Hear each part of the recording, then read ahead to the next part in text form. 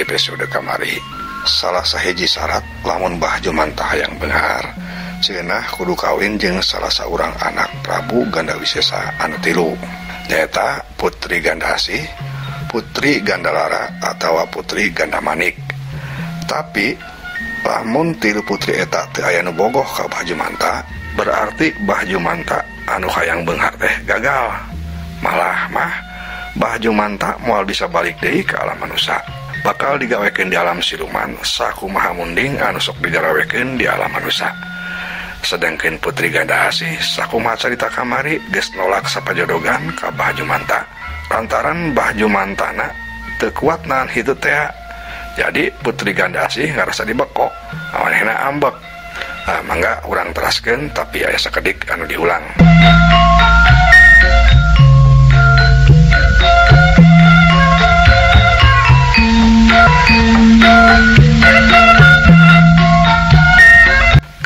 Gelepak Nimas Gandasih nampiling ka Mbah Jumantah. Aduh, ampun. Mbah Jumantah ngagoak. Leng tetempoana kararoneng gubrag. Kagubrag nang karak pengkang. Dasar lalaki teu uyahan sia. Teu boga kasopanan. Cek Nimas Gandasih bari tuluy indit ninggalkeun Mbah Jumantah anu masih keneh umarurung. Satuluyna Nimas Gandasih ngahadap deui ka Prabu Gandawisesa.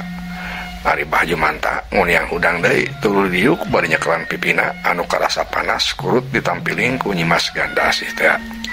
Hapunten ama Prabu, abdi mah teh sudi pami kedah ditikakeun ka eta manusia. Lalaki naon teu gaduh kasopanan, teu nyaho dicedok, malah abdi ngadon dibekok jeung bau pisan deui ama. Cek Nimas Gandasih bari cedok nyembah. Prabu Gandawisesa ngarengha panjang. Ya, eta mah kumaha hidup bae anak king. Ama mah moal maksa anu teu daek, tembal Prabu Gandawisesa.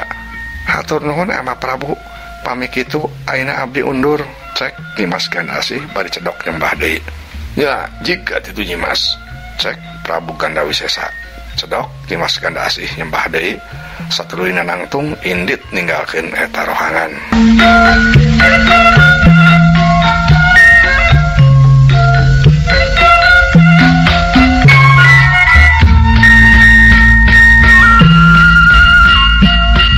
Prabu Gandawisesa tuluy malik neuteup ka Mbah Jumantah. Tah ayeuna ku Andika geus kasaksian sorangan Jumantah. Anak kaula anu cikal geus nolak sapajodogan ka Andika. Jadi kasempatan Andika ngan tinggal kadua anak kaula anu sajena. Lamun sampe kabehana nolak, lain bae kahayang Andika jadi beunghar gagal. Malah Andika moal bisa balik deui ka alam manusia. Andika bakal digawekeun paksa ku kaula di negara. Cek Prabu Gandawisesa. Ngadenge kitu Mbah Jumantah ngarasa leuwas jeung sieun deui bae. Jantungna deg-degan, hatena seseblakan. Waduh, cilaka aing. Kumaha lamun anak Kanjeng Prabu saurang ge eueun bogoheun ka aing. Aing meuleun bakal sangsara, moal bisa balik deui ka alam manusia. Malah aing bakal disiksa di dieu. Beuh, kudu kumaha ieu aing.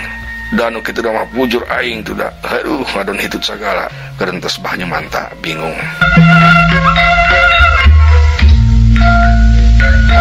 Keur kitu kadenge Prabu Gandawisesa nyalukan deui anakna nu kadua nyaeta Nimas Gandalara teh. Nimas Gandalara anak king ka dieu geulis. Cek Prabu Gandawisesa. Mohon ama sumangga. Kadenge aya sora awewe nembalan ti salah sahiji ruangan. Teu lila langgeor aya saurang awewe geulis kaluar ti hiji ruangan. Malah rupana leuwih geulis ti Nimas Gandasih. Pangawakana jangkung sampulur, cangkengna lengkeh lir papanting. Biritna dempok biola, kulitna koneng umyang, katingali mulus malah teu sirikna seutik geh eueuh bentol-bentol acan. Wah, pokona mah geus hese bae ngagambarkeun kageurisan eta putri. Sampai-sampai kakarek nampo indung sukuna oge, Mbah Jumantah geus langsung bae ngarasa kasima. Waduh. Kakarek aing nampo awe anu geulis saperti kieu. Nyitar sih sinden anu panggeulis tadi lembur aing ge lewat ku ieu awewe mah. Sigana mah ieu nu bakal bogoh ka aing teh. Bagja aing. Kade sia bujur ulah hitut deui. Ulah mata ngerakeun ka aing, ulah sampai ngagagalkeun kana paniatan aing. Gerentes Mbah Jumantah bet siga nu siwah malah ngadon nyarekan kana bujur sorangan.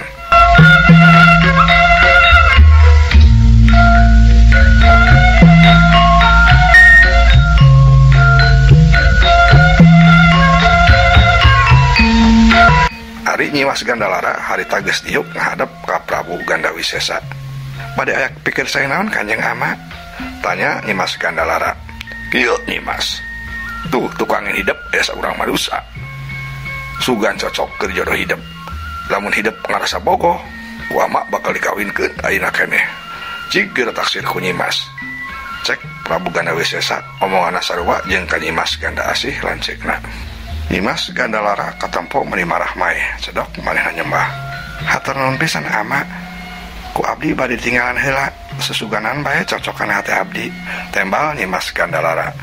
Nya sok geulis, geura tinggalian heula sing taliti. Ulah sampean jakal engkena, cek Prabu Gandawisesa. Geus kitu mah Nyimas Gandalara cedok nyembah tuluy nangtung.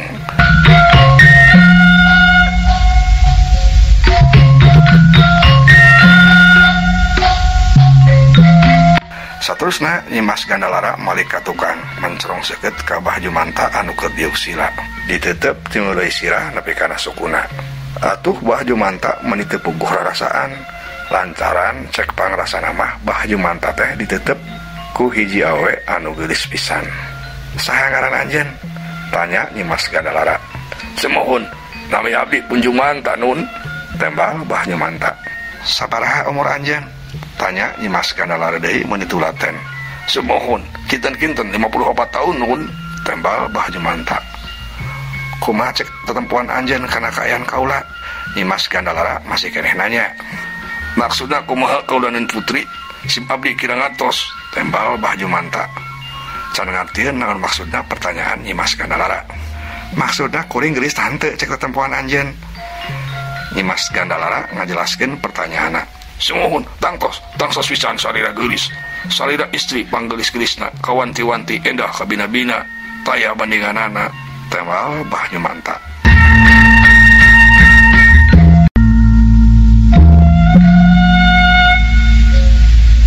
Ngadenge kitu nyeh Nyimas Gandalara imut meuni teleb tuluy ngalieu ka Prabu Gandawisesa cedok nyembah. Pangapunten Kanjeng Rama, sim abdi parantos nanyaan ka eta jalmi. Si horeng sadaya jawabanna jujur. Sim abdi salaku istri memang ngarepkeun gaduh coroge pamagit anu jujur sapertos anjeunna. Sim abdi langsung ngaraos cocok. Sim abdi nyuhunkeun didahupkeun ayeuna keneh Kanjeng Rama.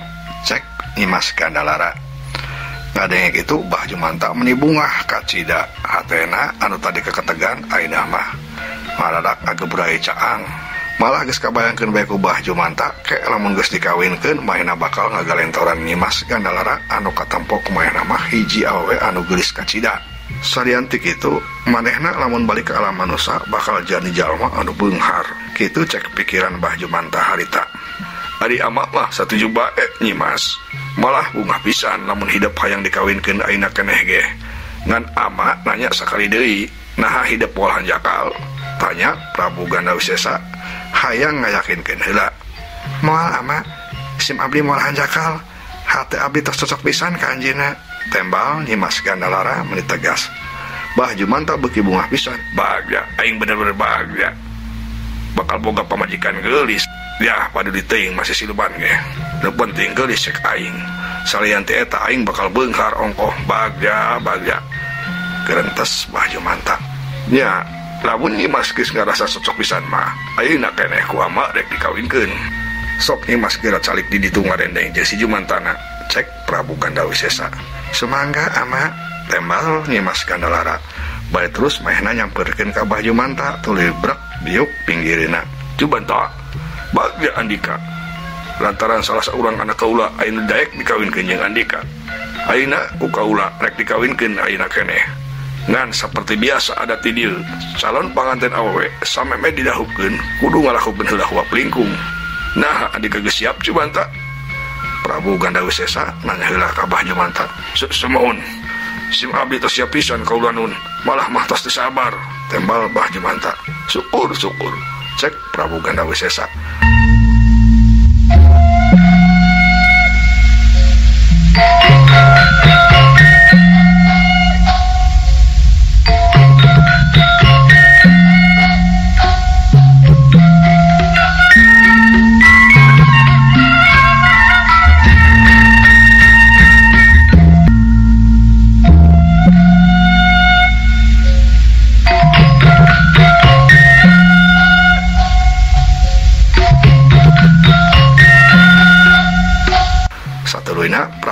Gandawisesa nyalukan seorang emban. Bibi emban, ka dieu. Kurunyung seorang emban nyamperkeun, cedok nyembah. Sim abdi kaula nun, tos siap nampi parentah. Cek eta emban, bawa kadaharan anu biasa jadi syarat pikeun ngawinkeun. Cek Prabu Gandawisesa, semangga kaula nun. Cek eta emban, cedok nyembah tuluy nangtung indit deui ka tukang rek nyokot kadaharan. Terilah eta emban datang deui bari mau baki kadaharan. Eta baki luhurna ditutup Pulauan Sutra. Bikeun ka Nyi Mas Gandalara, cek Prabu Gandawisesa. Bibi emban teu loba omong, tuluy eta baki langsung disodorkeun ka Nyi Mas Gandalara. Meni remkuh pisan. Semangga Kanjeng Putri, ieu syarat kanggo nikah parantos siap. Cek eta emban bari nyodorkeun baki anu ditutup keneh. Ku Nyi Mas Gandalara ditampanan. Nuhun bibi, cek Nyi Mas Gandalara. Sanggeus kitu emban balik deui ka tukang.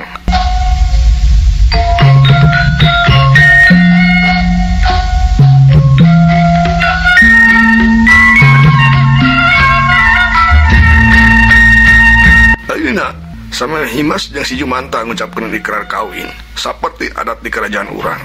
Ku Nyi Mas keur huapan heula si Jumanta salaku calon salaki Nyi Mas. Cek Prabu Gandawisesa. Semangga ama, tembal Nyi Mas Gandalara. Tuluy maena muka nampan dahareun ku Bah Jumanta direret. Si horeng teh bakakak hayam kabeukina Bah Jumanta pisan. Atuh Bah Jumanta beuki bunga di korona geus langsung karasa elok-elokan. Kang Jumanta, sumohun. Kumaha Nyai Geulis, tembal Bah Jumanta. Abdi bade ngawapan salira. Pangapunten bilih ieu kadaharan kirang sapagodos sareng kaseneng akang. Cek Nyi Mas Gandalara sameme ngawapan Bah Jumanta teh make sasadu papalaku heula sagala. Ah, henteu Nyi Mas. Justru eta teh kabeuki akang, tembal Bah Jumanta. Nuhun pami kitu mah. Sok atuh abdi ayeuna bade ngamimitian ngawapan akang. Cek Nyi Mas Gandalara bari leungeunna tuluy nyorek bakakak hayam. Ari Prabu Gandawisesa jeung Permaisuri ka tempat malencrong sikit.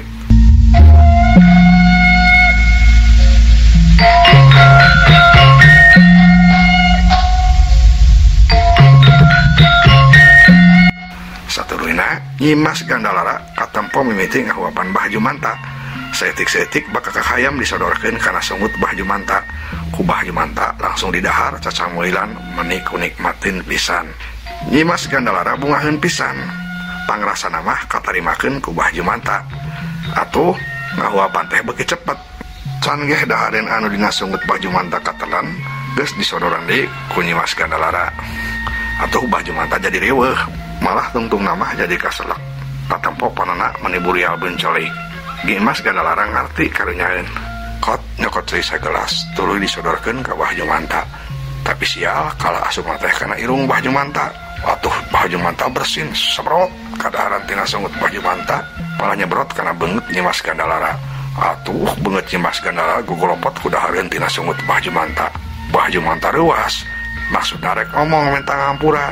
Teu sadar dina sungutna masih keneh loba dahareun.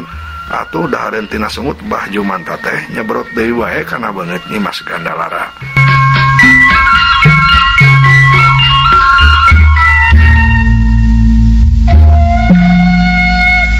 Nyi Mas Gandalara bener-bener ambek.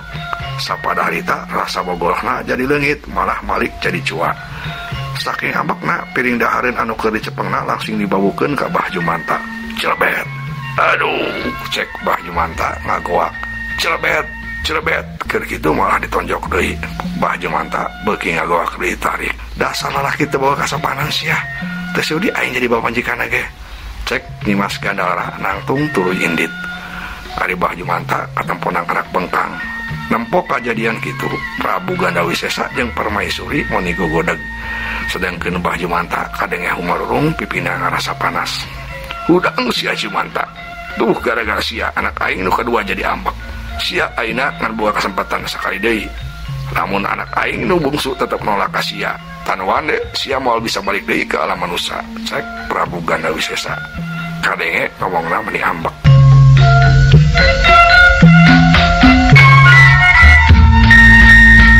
Atuh ngadenge kitu Bah Jumanta buru-buru hudang, jantungna karasa kaketegan deui. Sieun bisi kabeh putri anak Prabu Gandawisesa eueuh nu daekeun ka manehna. Aduh cilaka aing. Naha nasib aing teh bet goreng-goreng teuing atuh. atawa nah kieu kali kehidupan di alam dunia hayang beunghar tina urang nyupang bebet hese-hese teuing. Aduh kumaha lamun Prabu Ganda Wisesa tiluan ge unudekeun ka aing gagal meureun aing jadi jama beunghar malah aing meureun sangsara di dieu. Emak bapak tulungan kuring si Jumanta gerantos Bah Jumanta bari tuluy ku nia hudang.